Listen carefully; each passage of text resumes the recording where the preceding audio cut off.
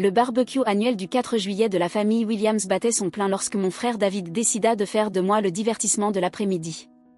Le jardin de la maison de banlieue de mes parents était rempli de 30 parents, tous rassemblés autour de tables de pique-nique couvertes de salades de pommes de terre et de maïs grillé, tandis que des bières glacées perlaient sous la chaleur estivale. Sarah a été drôlement silencieuse aujourd'hui, annonça David à la foule, avec ce ton particulier qu'il avait perfectionné depuis l'enfance, celui qui signifiait que j'allais devenir le centre d'une attention dont je ne voulais pas. Elle doit être en train de préparer sa prochaine grande histoire sur à quel point elle est importante. Des rires parcoururent le rassemblement. Mon oncle Frank leva sa bouteille de bière dans la direction de David. Qu'est-ce qu'elle prétend être cette fois? Juge à la Cour suprême? Oh, c'est encore mieux, répondit David, de plus en plus enthousiaste face à son public. Elle travaille pour une boîte de conseil politique à Washington, et elle fait croire qu'elle conseille personnellement le président. Je gardais les yeux fixés sur mon assiette de barbecue, essayant d'éviter de participer à ce qui était devenu une tradition familiale, se moquer du mystérieux emploi gouvernemental de Sarah. Tu te souviens de Noël dernier, intervint ma cousine Jennifer. Elle a dit qu'elle ne pouvait pas parler de son travail à cause d'autorisations de sécurité, comme si elle manipulait des secrets d'État ou quelque chose du genre. Arrête de faire semblant d'être importante, dit David, sa voix montant pour l'effet dramatique. Tu n'es personne de spécial. On sait tous que tu passes probablement tes journées à classer des papiers dans un sous-sol, mais tu veux nous faire croire que tu diriges le pays. Tout le jardin éclata de rire.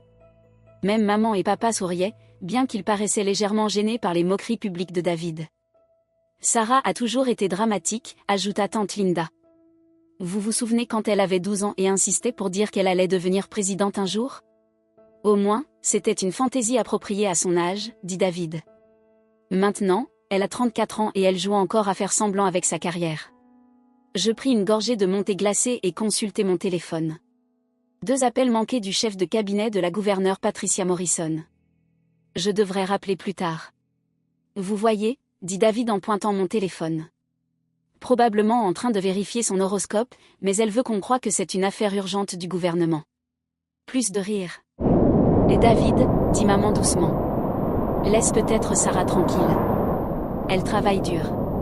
Je n'en doute pas, répondit David. Mais travailler dur dans un poste gouvernemental normal ne fait pas de toi une figure politique influente. Sarah agit comme si elle façonnait personnellement la politique nationale. Mon téléphone vibra avec un nouveau message. Je le lus, urgent. La gouverneure arrive à 16h pour un briefing de sécurité concernant le vote sur la loi sur les infrastructures. Veuillez confirmer le lieu.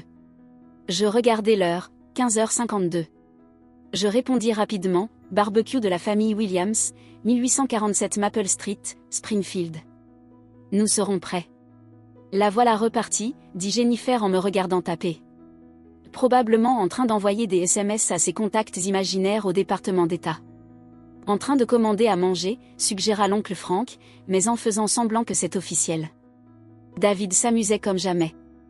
Sarah, pourquoi tu ne dis pas à tout le monde ce que tu fais vraiment?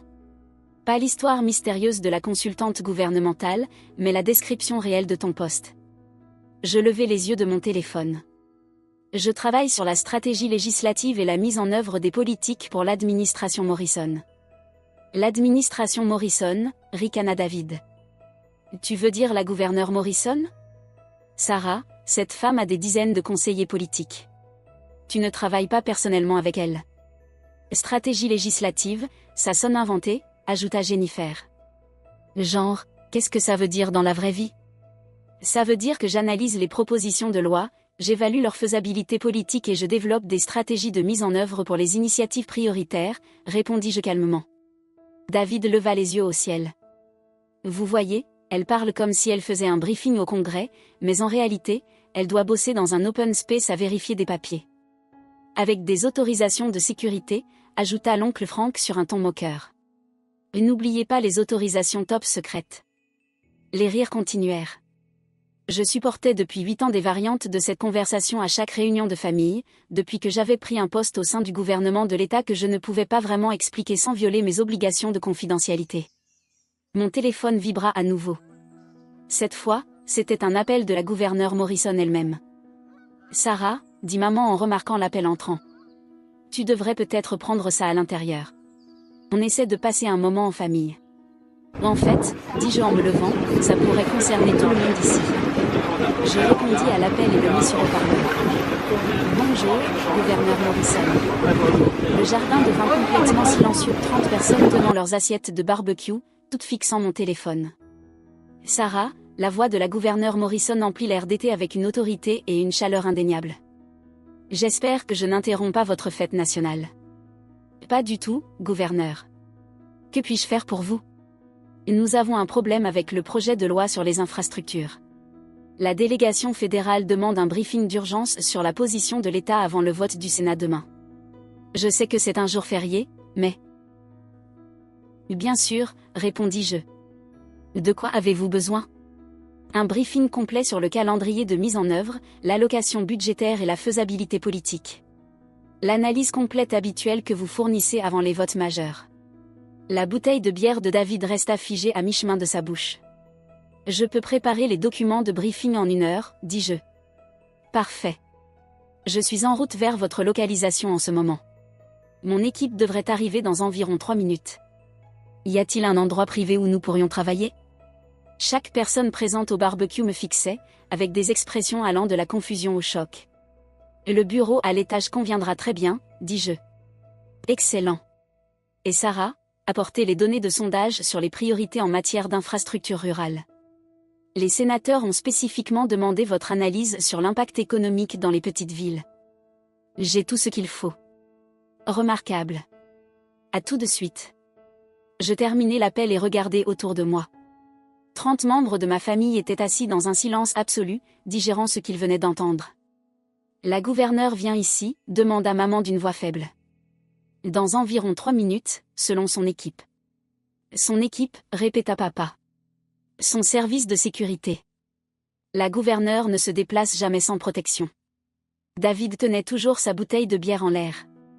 Sarah, c'est quoi exactement ton travail? Conseillère principale en stratégie législative. Je suis l'analyste politique en chef de la gouverneure Morrison pour les projets de loi majeurs depuis son entrée en fonction. Analyste politique en chef, répéta Jennifer à voix basse. J'élabore le cadre stratégique des priorités législatives de la gouverneure, j'analyse la faisabilité politique et je coordonne la mise en œuvre avec les agences de l'État. Mon oncle Frank posa sa bière. Tu travailles directement avec la gouverneure? Briefing quotidien, session de développement de politique, réunion de planification stratégique, et gestion de crise quand la législation fédérale affecte les opérations de l'État. Le bruit de véhicules approchant interrompit notre conversation. Par les fenêtres de devant, on pouvait voir des SUV noirs se garer devant la maison, 3 d'entre eux avec des plaques officielles du gouvernement. Oh mon Dieu, dit tante Linda en courant vers la fenêtre. Ce sont de vraies voitures gouvernementales dehors. Les véhicules se placèrent en formation professionnelle autour de notre allée et de la rue. Des hommes et des femmes en costume sombre sortirent des premiers et 3e véhicules, établissant immédiatement un périmètre de sécurité autour de la propriété. Sarah, dit maman, sa voix à peine audible. Est-ce qu'on doit, que doit-on faire? Restez simplement dans le jardin, répondis-je. L'équipe de sécurité s'occupe de tout. La porte d'entrée s'ouvrit, je leur avais donné le code plus tôt et la gouverneure Patricia Morrison entra dans notre maison comme si elle y appartenait. Elle était immédiatement reconnaissable grâce à la télévision et aux journaux, mais la voir en personne dans le salon de maman était surréaliste pour tout le monde, sauf pour moi. Sarah, appela la gouverneure, prête pour ce briefing? Je traversai la maison pour la rejoindre, consciente que 30 membres de ma famille me suivaient à distance respectueuse, tous essayant de comprendre ce qui se passait. Gouverneur Morrison, dis-je en lui tendant la main.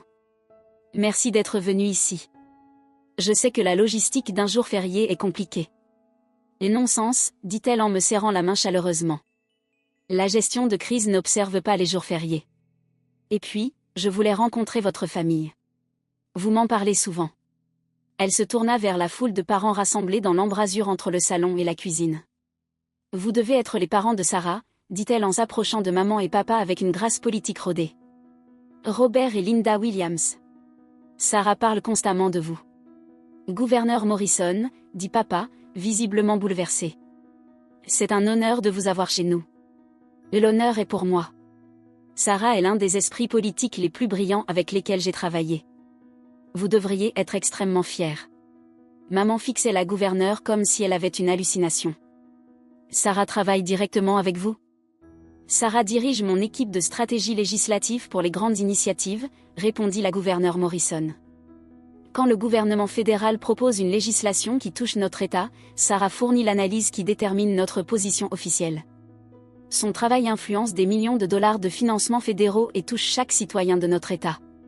David reposa enfin sa bouteille de bière. Gouverneur, quand vous dites que Sarah influence la législation fédérale, je veux dire que l'analyse politique et les recommandations stratégiques de Sarah façonnent directement la manière dont notre État répond aux initiatives fédérales. Le projet de loi sur les infrastructures dont nous discutons aujourd'hui, l'analyse de faisabilité et le calendrier de mise en œuvre de Sarah détermineront si notre État reçoit 2,3 milliards de dollars de financements fédéraux pour les infrastructures. 2 milliards, répéta Jennifer. Les recommandations de Sarah ont un poids considérable parce que son analyse est toujours exacte et politiquement avisée, poursuivit la gouverneure. Les sénateurs fédéraux demandent spécifiquement ces briefings parce qu'ils font confiance à son évaluation de l'impact de la législation sur les communautés locales. Mon oncle Frank secouait lentement la tête. On pensait qu'elle était juste, on n'avait pas réalisé qu'elle était l'une des analystes politiques les plus influentes du gouvernement de l'État, sourit la gouverneure Morrison. Sarah est remarquablement humble à propos de son travail. La plupart des gens à son poste s'assureraient que tout le monde sache exactement à quel point leur emploi est important. Pourquoi tu ne nous l'as pas dit, me demanda directement maman. J'ai essayé, répondis-je doucement. Chaque fois que je mentionnais travailler sur une législation majeure ou faire un briefing à des responsables fédéraux, quelqu'un disait que j'exagérais mon importance. Le souvenir de toutes ces années de moquerie familiale flottait dans l'air. Sarah, dit la gouverneure en consultant sa montre, nous devrions passer à ce briefing. Le vote au Sénat est demain matin, et nous avons besoin d'une analyse complète avant que je rencontre la délégation ce soir. Bien sûr. Le bureau à l'étage a tout ce qu'il nous faut. Alors que nous nous dirigions vers l'escalier, la gouverneure Morrison s'arrêta pour s'adresser une dernière fois à ma famille. J'espère que vous réalisez tous la chance que vous avez d'avoir Sarah dans votre famille. En 8 ans de service public, je n'ai jamais travaillé avec quelqu'un qui allie une telle brillance analytique à un jugement politique pratique. Sarah ne se contente pas d'analyser des politiques, elle comprend comment faire fonctionner une législation complexe pour des personnes réelles, dans des communautés réelles. David s'avança. Gouverneur Morrison, puis-je vous poser une question? Bien sûr. À quel point le travail de Sarah est-il important?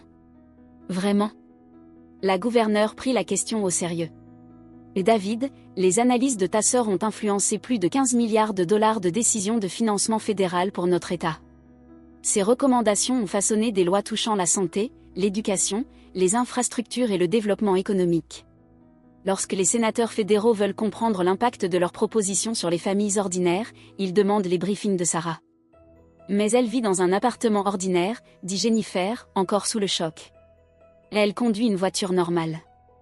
Les serviteurs de l'État mènent souvent une vie modeste, expliqua la gouverneure.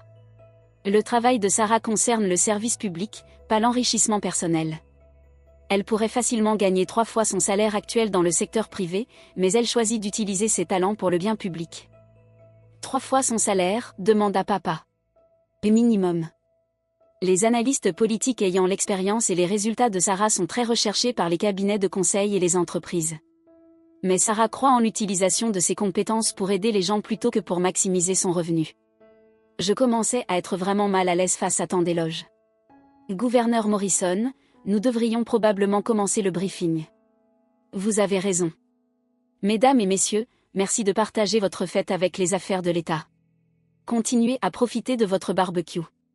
La gouverneure me suivit à l'étage jusqu'au bureau de papa, où j'avais préparé des dossiers et des ordinateurs portables pour ce type de situation d'urgence. Par les fenêtres, nous pouvions voir l'équipe de sécurité maintenir son périmètre autour de la propriété. Sarah, dit la gouverneure en s'installant avec les documents, j'espère que ta famille comprend maintenant pourquoi je compte autant sur toi. Je crois qu'ils sont encore en train d'assimiler.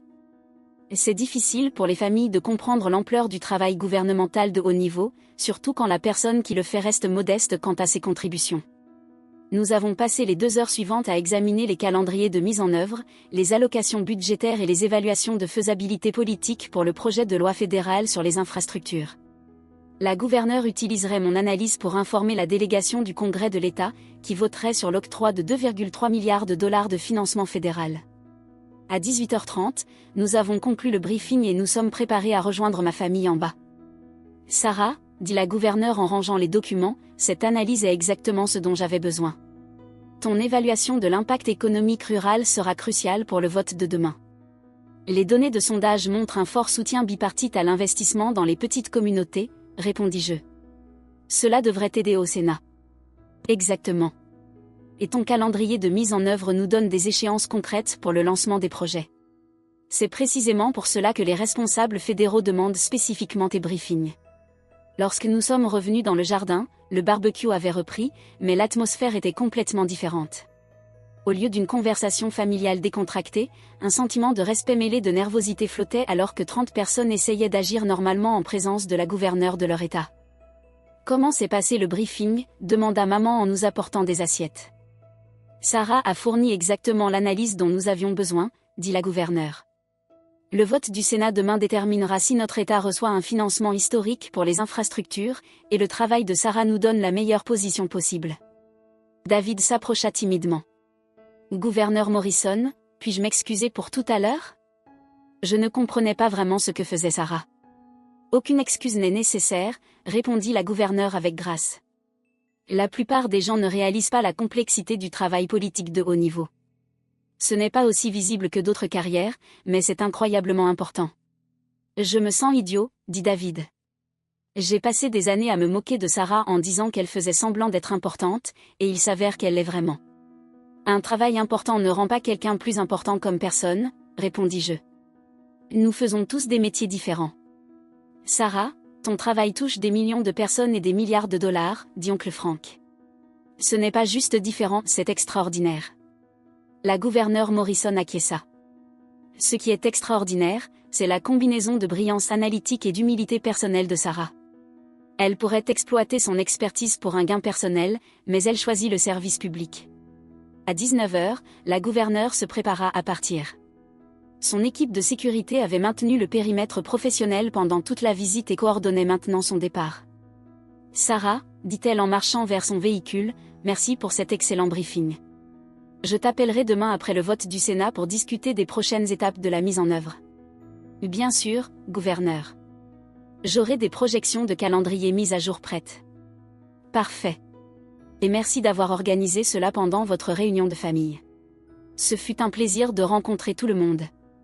Elle se tourna vers ma famille, rassemblée sur la pelouse pour lui dire au revoir. Famille Williams, dit-elle chaleureusement, sachez que Sarah est l'une des analystes politiques les plus respectées du gouvernement de l'État. Son travail fait une réelle différence dans la vie des gens, chaque jour. Sur ce, la gouverneure fut escortée jusqu'à son véhicule, et le cortège repartit aussi efficacement qu'il était arrivé. En 5 minutes, notre rue de banlieue retrouva son calme habituel, ne laissant derrière elle que le souvenir des voitures gouvernementales et le sentiment persistant que tout avait changé. De retour dans le jardin, ma famille resta dans un silence contemplatif, digérant ce qui venait de se passer. Enfin, papa prit la parole. « Sarah, nous te devons de grandes excuses. »« Vous ne me devez rien, papa. »« Si, nous devons. » Pendant des années, nous avons minimisé ton travail, nous nous sommes moqués de ta carrière, nous t'avons traité comme si tu étais dans l'illusion de ton importance, alors qu'en réalité tu conseillais la gouverneure et influençais la politique fédérale, ajouta maman, la voix pleine d'émotion. David s'assit à côté de moi. Sarah, je suis désolée. Vraiment, sincèrement désolée. J'ai passé cet après-midi à me moquer de toi parce que tu faisais semblant d'être importante, et puis la gouverneure est venue chez nous pour travailler personnellement avec toi sur une législation fédérale à plusieurs milliards de dollars. Je ne faisais pas semblant, dis-je doucement. Je le sais maintenant. Mon Dieu, je me sens affreux. Jennifer s'approcha de notre table. Sarah, pourquoi n'as-tu jamais corrigé plus directement ? Pourquoi nous as-tu laissé croire que tu exagérais ton travail ? Je réfléchis. Parce que je voulais que vous me valorisiez en tant que personne, pas seulement comme quelqu'un avec un titre de carrière impressionnant. Si j'avais commencé par dire « je suis la conseillère principale de la gouverneure », votre intérêt aurait-il été sincère ou juste basé sur mon statut professionnel ? La question resta suspendue dans l'air du soir. Ce n'est pas juste, dit doucement oncle Frank. Nous aurions dû nous intéresser à ton travail, peu importe à quel point il paraissait impressionnant. Peut-être, dis-je, mais je ne voulais pas non plus que les réunions de famille deviennent des occasions de réseautage ou des demandes de faveur politique. Maman pleurait doucement. Chérie, nous t'avons fait sentir que tu ne pouvais pas partager tes réussites avec ta propre famille. Je pouvais les partager, répondis-je. Je ne pouvais juste pas vous les faire croire. David secouait la tête. La gouverneure a dit que tu pourrais gagner 3 fois ton salaire actuel en conseil privé. Probablement même plus, en réalité. Mais je choisis le service public. Je choisis un travail qui compte, plus que de maximiser mon revenu. Un travail qui influence des milliards de financements fédéraux, dit papa, encore en train de mesurer ce qu'il venait d'apprendre. Un travail qui aide à déterminer comment les politiques fédérales affectent les familles ordinaires, corrigeai-je. L'argent n'est qu'une mesure d'échelle. Tante Linda se joignit à notre conversation. Sarah, qu'est-ce que ça fait de travailler à ce niveau du gouvernement? C'est complexe, répondis-je. Chaque décision a des conséquences pour des millions de personnes. Chaque analyse doit prendre en compte les réalités politiques, les impacts économiques et les défis pratiques de mise en œuvre. Et stressant, demanda maman. Parfois, mais aussi incroyablement gratifiant. Quand nous réussissons une politique, cela améliore concrètement la vie des gens. Comme le projet de loi sur les infrastructures, demanda Jennifer. S'il est adopté, il financera des réparations de routes, des rénovations de ponts, l'expansion du haut débit et l'amélioration des systèmes d'eau dans des dizaines de communautés de l'État. Des projets réels qui touchent des gens réels. Et ton analyse aide à déterminer s'il passe? Mon analyse aide les responsables de l'État à comprendre les implications du projet de loi et à défendre efficacement nos intérêts. David leva sa bouteille de bière. À Sarah, qui a changé le monde pendant que nous pensions qu'elle classait des papiers. Tout le monde leva son verre bière, thé glacé, soda. Aux membres de la famille qui nous surprennent avec leurs réalisations extraordinaires, ajouta maman. À une meilleure compréhension mutuelle que ce matin, dis-je. Au fil de la soirée, la conversation se tourna vers une réelle curiosité sur le travail politique, le fonctionnement du gouvernement et l'articulation entre fédéral et État. Ma famille posa des questions réfléchies sur ma carrière, mes responsabilités quotidiennes et les défis du travail de haut niveau. Sarah, dit papa en rangeant le barbecue, je suis fière de toi. Pas seulement parce que tu réussis, mais parce que tu utilises ta réussite pour servir les autres. Merci, papa. Cela compte beaucoup. Je suis aussi désolée qu'il ait fallu que la gouverneure vienne personnellement pour nous faire comprendre ce que tu fais réellement dans la vie. Parfois, il faut voir pour croire, répondis-je. À partir de maintenant, dit David, nous ferons un effort pour mieux écouter et comprendre au lieu de supposer et de rejeter. J'apprécierais. Et Sarah, dit maman en me serrant dans ses bras alors que nous rangions les chaises, la prochaine fois que tu mentionnes travailler sur une loi importante, nous te croirons même si cela paraît trop impressionnant pour être vrai. Surtout dans ce cas-là, répondis-je. 3 mois plus tard, le projet de loi sur les infrastructures fut adopté de justesse au Sénat, garantissant 2,3 milliards de dollars de financement fédéral pour notre État. La gouverneure Morrison attribua mon analyse politique comme ayant été déterminante dans la coalition qui permit ce vote. Lors de notre prochaine réunion de famille, le week-end de la fête du travail, David me présenta à ses amis comme « ma sœur Sarah, conseillère principale de la gouverneure ». Ça sonne inventé, plaisanta l'un de ses amis. « Croyez-moi, dit David en me souriant, ça ne l'est pas. » Et pour la première fois en 8 ans, ma famille comprit exactement ce que cela signifiait.